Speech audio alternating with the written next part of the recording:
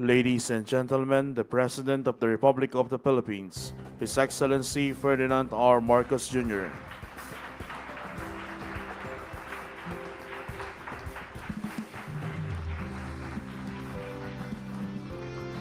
Today we shall witness the ceremonial submission of the Second Congressional Commission on Education, final report and turnover of the National Education and Workforce Development Plan. May we request Senate President Vicente Tito Soto III and House Speaker Faustino Boji III to hand over the final report of the President. And now, may we invite the EDCOM 2 Commissioners and Secretary of Partner Agencies to join the President, the Senate President, and the House Speaker for the photo opportunity.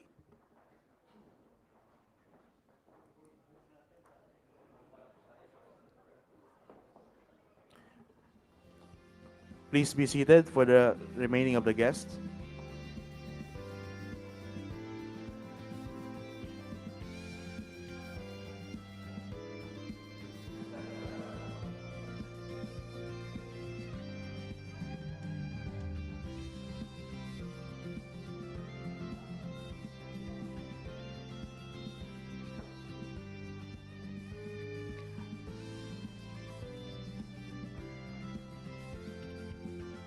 Thank you, Mr. President, and congratulations to the EDCOM 2 and partner agencies.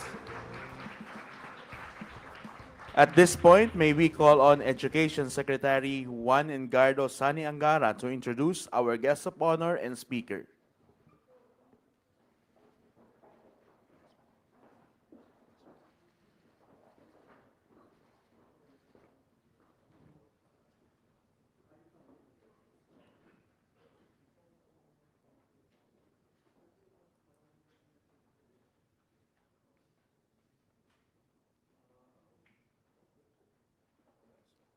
Ladies and gentlemen, the President of the Republic of the Philippines, His Excellency Ferdinand R. Marcos Jr.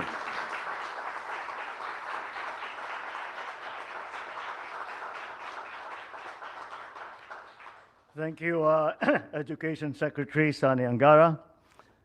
Please. Senate President Tito Soto III and members of the Senate, House Speaker Boji D and members of the House of Representatives, Australian Ambassador His Excellency Mark Innes Brown, the honorable members of the Cabinet, fellow workers in government, partners from the private sector, other distinguished guests, ladies and gentlemen, good afternoon. Isang magandang araw sa inyong lahat. Today, I formally accept the EDCOM 2 final report and the National Education and Workforce Development Plan with a great sense of urgency and responsibility. These documents reveal where we have fallen short and what we must do to improve our educational system. The final report of the EDCOM 2, aptly named Turning Point, a decade of necessary reform, provides a clear picture of the learning crisis that our education system needs to overcome.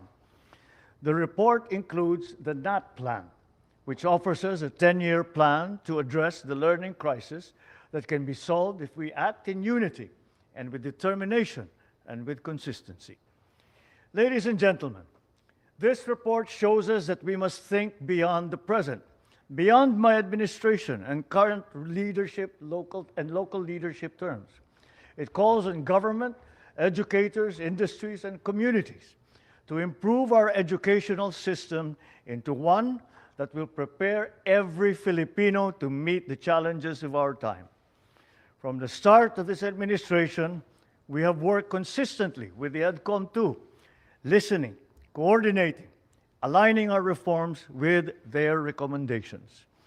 Throughout these past years, we have focused much on our efforts on addressing learning gaps and the damage caused by the pandemic to our children's education and the continuing cost that we are paying because of climate change.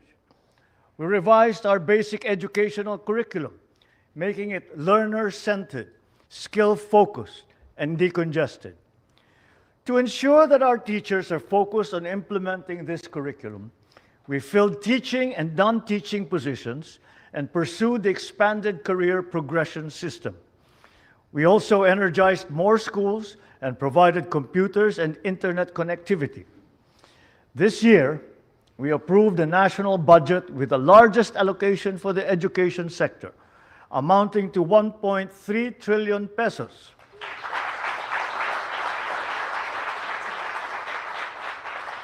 This works out to the equivalent of 4.36% of the country's gross domestic product, and that exceeds the global benchmark for education spending for the first time in Philippine history.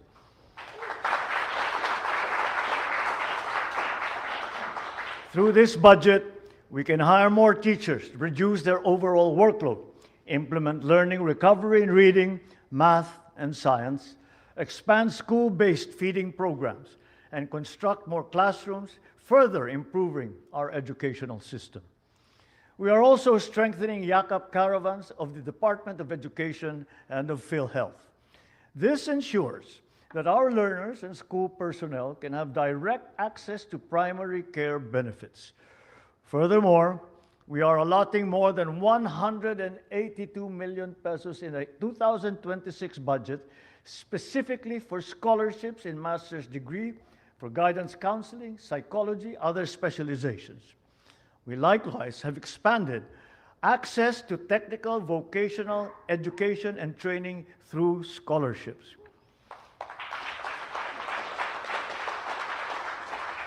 With these initiatives, we will continue building on the progress that we have made and strengthening our efforts so that all Filipino learners receive the quality education that they deserve and that they rightly expect. At this point, I thank the commissioners, the secretariat, all the partners who gave their time and expertise to this undertaking. Mga kababayan, ito na talaga ang ating turning point. Panahon ng reforma upang masigurong walang Pilipinong maiiwanan sa bagong Pilipinas. Asahan ninyo na ipagpapatuloy natin ang nasimulan at pagagandahin pa ang sistema ng edukasyon. Maraming salamat po sa inyong lahat. Magandang gabi po. Thank you, Mr. President. That concludes our program. Thank you, Mr. President, for gracing us tonight.